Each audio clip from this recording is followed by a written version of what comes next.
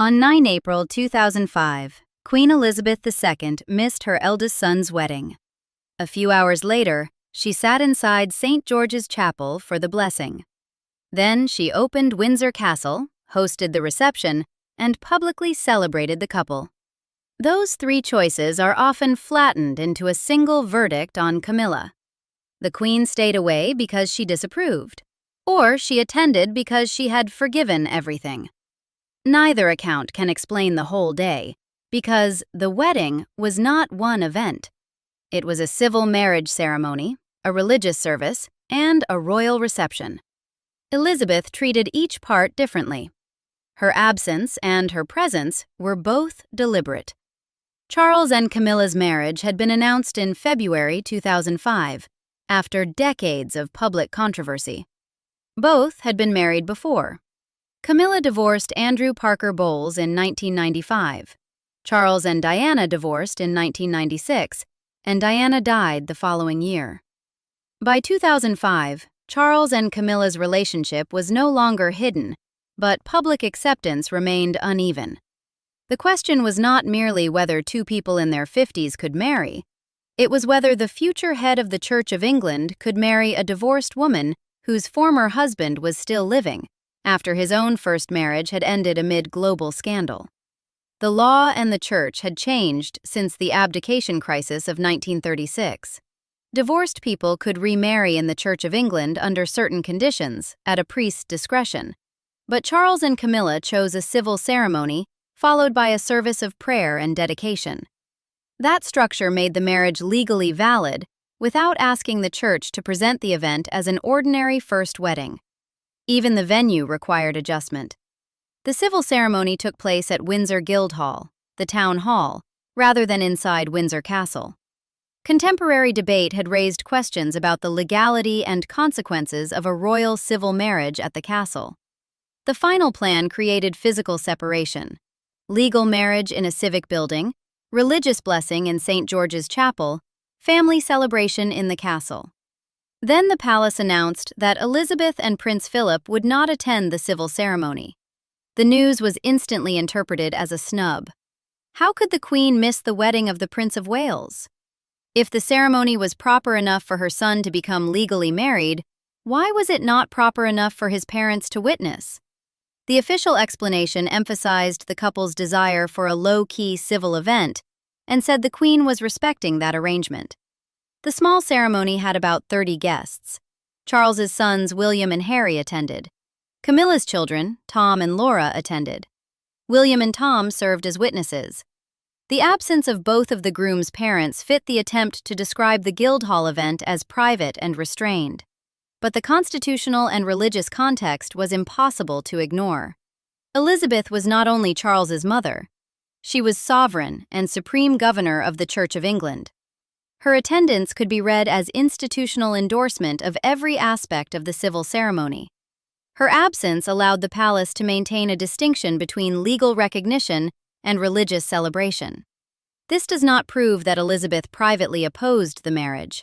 Before the wedding, she and Philip had issued a statement saying they were very happy for Charles and Camilla. She had given the consent required for the marriage. She was scheduled to attend the blessing and host the reception. These were not the actions of a monarch trying to prevent the union. They were the actions of a monarch choreographing how approval would be shown. The date itself changed at the last moment. The wedding had been planned for 8 April, but the funeral of Pope John Paul II was set for that day. Charles attended the funeral as the Queen's representative, and the wedding moved to 9 April. The delay added another reminder that even a deeply personal royal event sits inside public duty. The future king's wedding schedule yielded to his role in representing the sovereign abroad. On 9 April, Charles and Camilla arrived at Windsor Guildhall for the civil ceremony. The scale was deliberately unlike Charles's 1981 wedding to Diana, watched by hundreds of millions and staged at St. Paul's Cathedral. There was no attempt to recreate that spectacle. Camilla wore a cream outfit and hat. Charles wore a morning suit. Their children and a small group of family members watched as they became legally married. Elizabeth was not in the room. If the day had ended there, "The Queen missed her son's wedding" would be an adequate description. But the royal meaning of the day was designed to continue uphill toward the castle and chapel. The service of prayer and dedication at St. George's Chapel drew roughly 800 guests. Elizabeth and Philip attended. Senior royals attended. The couple's family, political figures, friends, and representatives of public life filled the chapel. The service was not the legal act of marriage, but it placed the marriage inside a religious frame. One element drew particular attention. Charles and Camilla joined the congregation in an act of penitence, using words from the Book of Common Prayer, acknowledging manifold sins and wickedness. The language was part of a traditional text, not a custom-written confession detailing their relationship. Yet in this setting, no one could hear it as neutral.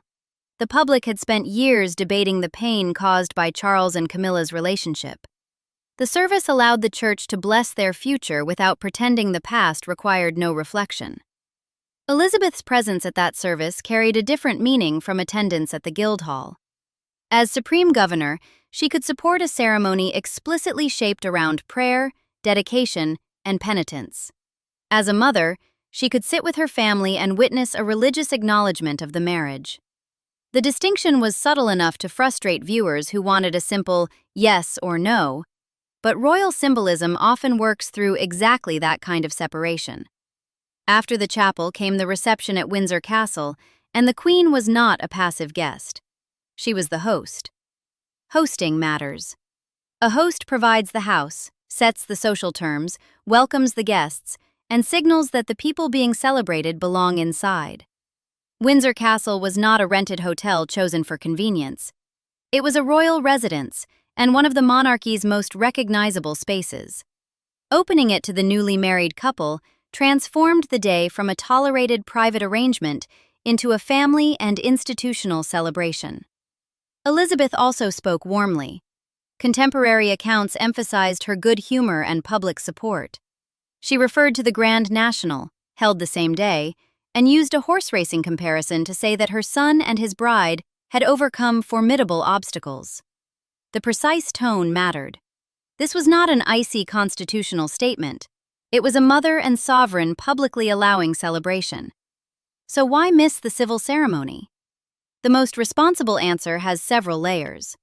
The palace said the Queen was respecting a low-key arrangement. Her constitutional and church position made the legal ceremony unusually sensitive. The separation between civil marriage and religious blessing gave the monarchy a way to recognize change without acting as though no old rule or public wound mattered. Personal feelings may also have been complicated, but no public action that day gives us direct access to them.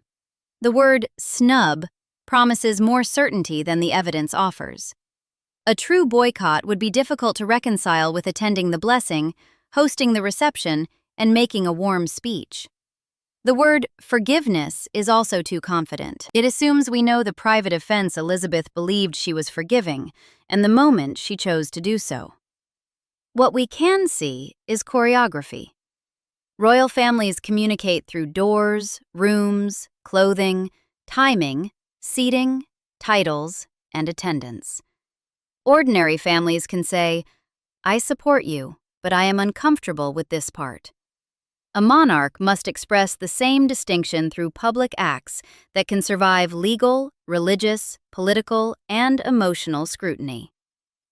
Elizabeth's absence from the Guildhall said the civil contract was not a conventional royal wedding spectacle.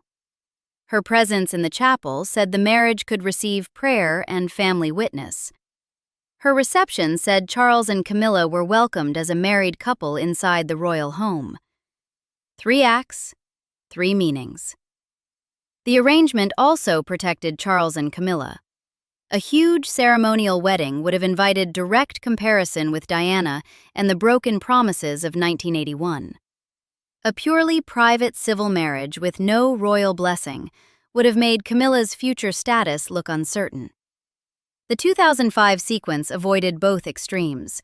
It was modest at the legal moment, solemn at the religious moment, and warm at the family moment.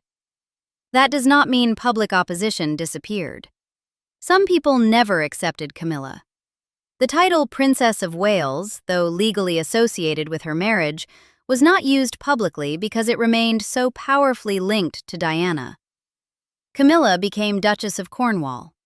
Every element of her presentation was managed around memory. Elizabeth was managing more than a wedding. She was managing succession. Charles was still expected to become king. His wife's status could not remain indefinitely ambiguous. The monarchy had to reconcile the person he intended to share his reign with, the church, law, and public narrative surrounding his first marriage. The 2005 ceremony was therefore both personal resolution and institutional preparation. The preparation continued slowly.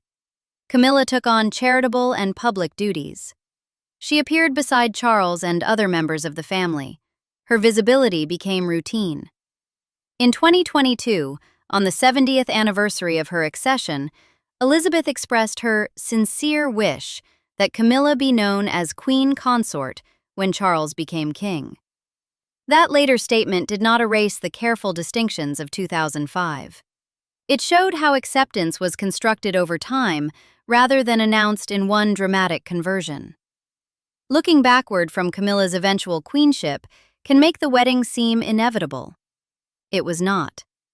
In 2005, planners were navigating unresolved legal questions, church sensitivities, Diana's memory, the feelings of William and Harry, public opinion, and the future credibility of the crown.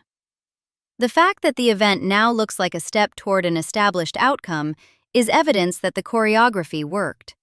It also reveals Elizabeth's governing style.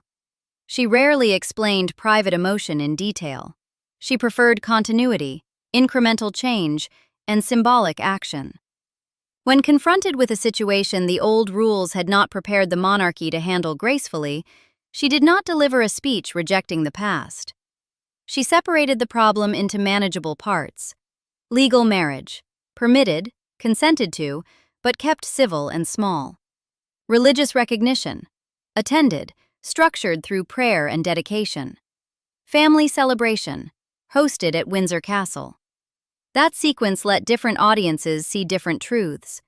Traditionalists saw restraint and penitence. Supporters of Charles and Camilla saw recognition and warmth. The church preserved a distinction between civil remarriage and a conventional wedding service. The couple left the day legally married, religiously blessed, and publicly received by the sovereign. Ambiguity is often treated as weakness. In monarchy, it can be an instrument. A blunt answer would have forced Elizabeth to choose between appearing to reject her son and appearing to dismiss the institution's previous teachings and Diana's history. The three-part day allowed her to accept the marriage without declaring that every path to it had been acceptable. It also allowed the public to move at different speeds. People ready to welcome Camilla could see the chapel and castle. People still troubled by the past could see that the ceremony had not been presented as an uncomplicated royal triumph. Institutions often survive contested change by creating a form in which neither side receives every symbol it wants. That compromise can look evasive. It can also prevent one day from demanding a final emotional settlement that a country has not reached. Elizabeth did not ask the public to forget Diana in order to recognize Camilla. She arranged a wedding that visibly carried the memory of why the situation was exceptional. This is why photographs from only one part of the day can mislead. A photograph of the Guildhall guests proves the Queen was absent. It cannot prove rejection. A photograph in the chapel proves she attended the blessing. It cannot prove private enthusiasm. A photograph at the reception proves public welcome. It cannot tell us every feeling she carried into the room. Together, the images show a sovereign using degrees of presence. The distinction between mother and monarch is useful, but it should not be made too clean. Elizabeth could not remove one role when acting in the other. Her maternal decisions had constitutional consequences. Her constitutional decisions affected her son. When she stayed away, Charles's mother was absent, and the Queen was absent. When she hosted, both were present. That overlap gives the day its emotional tension. Imagine the ordinary meaning of a parent missing a child's wedding. It suggests estrangement, protest, or hurt. Now add a second event the same afternoon, attended by the parent, followed by a reception in the parent's home. The meaning changes. The absence becomes specific rather than total. Elizabeth did not miss Charles and Camilla's marriage. She missed the legal room in which it was formalized. She then witnessed the religious dedication and gave the couple the most royal reception possible. The public argument over the day often asks what Elizabeth really thought of Camilla. The schedule cannot answer that private question. It can answer a more historically useful one. What was the Queen willing to make official? She was willing to consent to the marriage. She was willing to recognize it through worship. She was willing to welcome Camilla at Windsor. She was not willing, or did not consider it appropriate, to sit in the Guildhall for the civil contract. The difference may feel excessively formal. For Elizabeth, form was part of substance. A monarchy survives by attaching meaning to distinctions most people would overlook. A style, a title, a room, a signature, a blessing, a person's presence.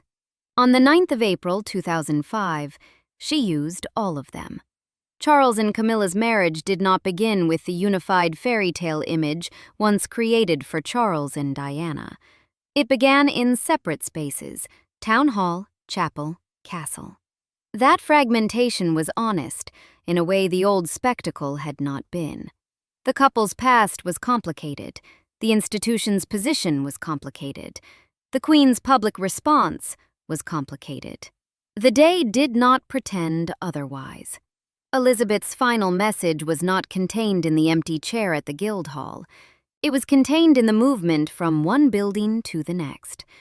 She withheld one kind of presence, supplied another, and ended as host. That is why saying she skipped the wedding is both true and misleading. She skipped the civil ceremony. She did not skip the marriage's public acceptance.